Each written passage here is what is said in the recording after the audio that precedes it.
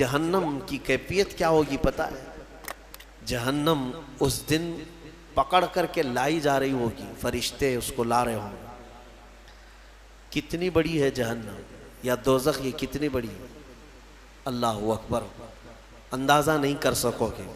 ایک دوزخی، ایک جہنمی جو ڈالا جائے گا، یہ نہیں جو ہماری شکلیں ہیں۔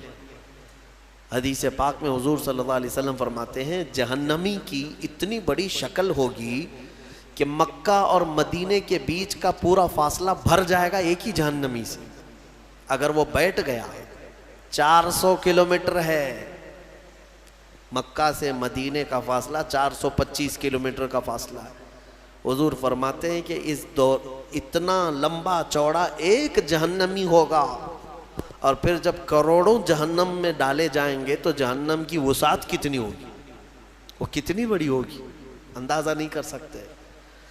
70,000 فرشتے اس کو کھینچ کر کے لا رہے ہوں گے قیامت کے دن دوزخ کو، اور اس کو زنجیروں میں جو باندھا گیا ہوگا، زنجیر کیسے، اس کے دہانے ہیں، اس کے دروازے ہیں، اس کا منہ ہے جہنم کا، جس کے اندر مجرمین کو ڈالا جائے گا، مشرکین کو ڈالا جائے گا۔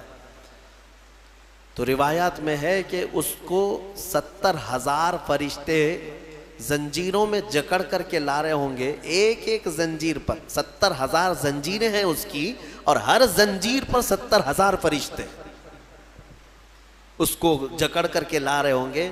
اس کے باوجود جہنم ان سے چھڑا کر کے بھاگنے کی کوشش کر رہی ہوگی مجرمین کی طرف۔ کس کی طرف؟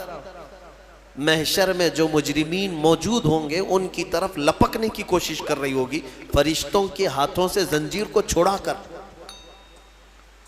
اتنی طاقت اور اتنی ہیبت اس کے اندر۔ آگ جو ہے وہ کس قسم کی ہے؟ فرمایا گیا دنیا کی آگ لال ہے، جہنم کی آگ نہایت کالی ہے، سخت کالی آگ، اتنی کالی آگ ہے کہ کچھ نظر نہیں آتا دوزخ کے اندر۔ اور رب تعالیٰ فرمائے گا اسلوہ اليوم، آج سب کو ڈالو اس میں، بما کنتم تکفرون، جو تم کفر کیا کرتے تھے۔ مجرمین کو پکڑا جا رہا ہوگا، اور جہنم کا حال کیا ہوگا میں بتاتا ہوں۔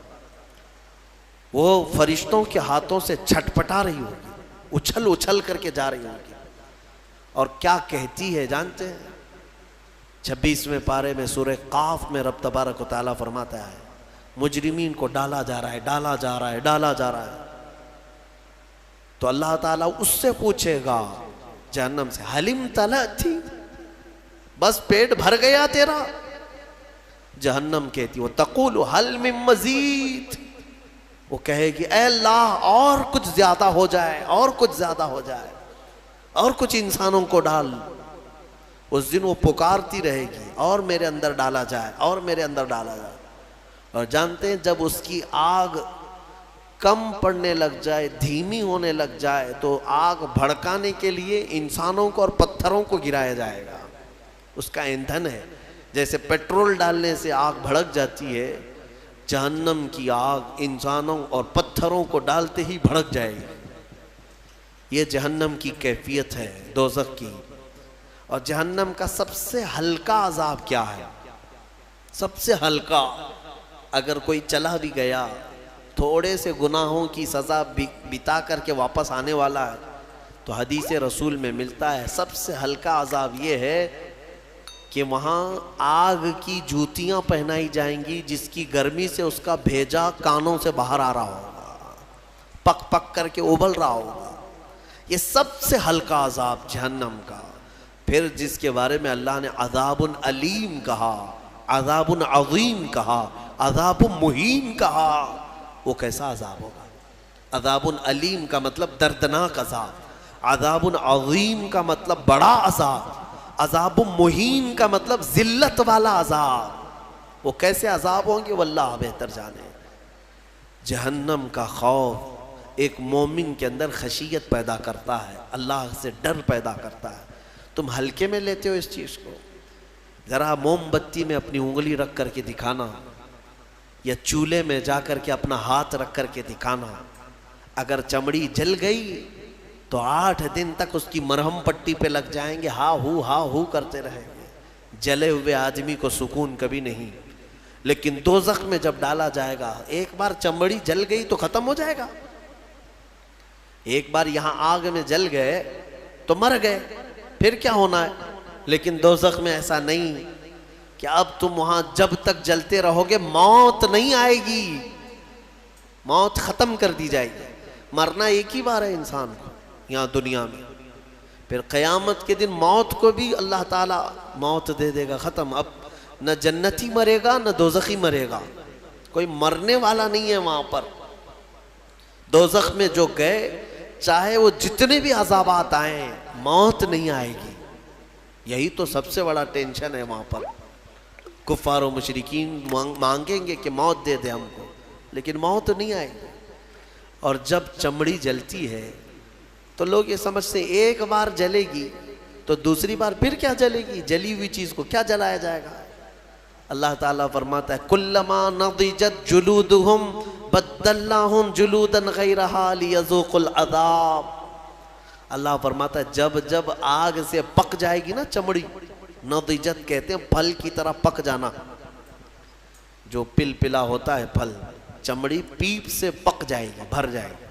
اللہ فرماتا ہے جب جب دوزخ کی آگ کی وجہ سے تمہاری چمڑی پکے گی، اللہ فرماتا ہے ہم اس کے علاوہ دوسری چمڑی تمہیں پہنا دیں گے، نئی چمڑی ڈال دیں گے، بدلناہم جلودا غیرہا لیذوقوا العذاب، تاکہ عذاب کو چکھ سکو، نیا نیا عذاب چکھ سکو۔ حضرت کعب احبار رضی اللہ تعالیٰ عنہ اس آیت کی تفسیر میں فرماتے ہیں، ان سے پوچھا گیا کہ کتنی بار چمڑی بدلی جائے گی؟ وہ کہتے ہیں 1 گھنٹے میں 70 بار بدلی جائے گی، ہر گھنٹے میں 70 بار پورے جسم کی چمڑی بدلی جائے گی۔ سہنے کی طاقت ہے کسی کے اندر، برداشت کرنے کی طاقت ہے۔ اسی لیے مجھے وہ دعا یاد آتی، حضرت سفیان ثوری رو رو کر کے دعا کرتے تھے، بڑی پیاری دعا ہے۔ اللہ کی بارگاہ میں یوں کہتے تھے الہی لست للفردوس اہلا، اے میرے مولا میں تیری فردوس بری میں جنت میں جانے کا اہل تو نہیں ہوں، میں تیری جنت میں جانے کے قابل تو ہوں نہیں، ولا اقوى علی نار الجحیم، اور نہ ہی میں تیرے دوزخ کے عذاب سہنے کی طاقت رکھتا ہوں، یہ بھی تو میرے اندر طاقت نہیں ہے۔ مانا کہ جنت میں جانے کے جیسے اعمال نہیں ہیں، لیکن تیری دوزخ کا عذاب سہنے جیسی بھی طاقت نہیں ہے۔ اب بچا کیا ہے؟ فاغفر ذنوبی بفضل جودک یا اللہ، اے اللہ تو اپنے کرم سے اور اپنے فضل سے معاف کر دے تو بڑی بات ہے، باقی اعمال تو نہیں ہے۔ حضور مفتی اعظم ہند رضی اللہ تعالیٰ عنہ نے یہی دعا کی تھی، میرے اعمال کا بدلہ تو جہنم ہی تھا، میں تو جاتا میرے سرکار نے جانے نہ دیا۔ بس یہی ایک آس ہے ہمارے پاس، اللہ چاہے اپنے فضل سے اور اپنے رسول کی سفارش سے بچ گئے تو بچ گئے، ورنہ میں بتاؤں وضو میں بھی پکڑے جا سکتے ہیں، ہم قرات میں پکڑے جا سکتے ہیں، رکوع سجدے میں پکڑے جا سکتے ہیں، اور پتہ نہیں زندگی بھر کتنا کھایا۔ سب کا اگر حساب دینے پر آ جائیں، ہم نے چاول کتنا کھایا، روٹیاں کتنی کھائی ہیں، شکر کتنا کھایا ہے، اگر یہ سب حساب میں آئے، اس میں اگر کچھ دانے حرام کے چلے گئے تھے تو وہ حساب دیتے دیتے سالوں لگ جائیں۔ ہمارے پاس حساب جیسی چیز نہیں ہے میرے عزیزو، اسی لیے وقت کا مجدد بریلی کا امام، جن کے پاس عبادت کے ذخیرے ہیں، پھر بھی اللہ کی بارگاہ میں روتے ہوئے یوں کہتے ہیں کہ کریم اپنے کرم کا صدقہ، لئیم بے قدر کو نہ شرما، تو اور رضا سے حساب لینا، رضا بھی کوئی حساب میں ہے؟ تو اے اللہ تو اتنی بڑی شان کا مالک، تو اور رضا سے حساب لینا، رضا بھی کوئی حساب میں ہے؟ اسی لیے اللہ تبارک و تعالیٰ کے فضل کی طرف، اس کے رحم کی طرف توجہ لگائے رکھو۔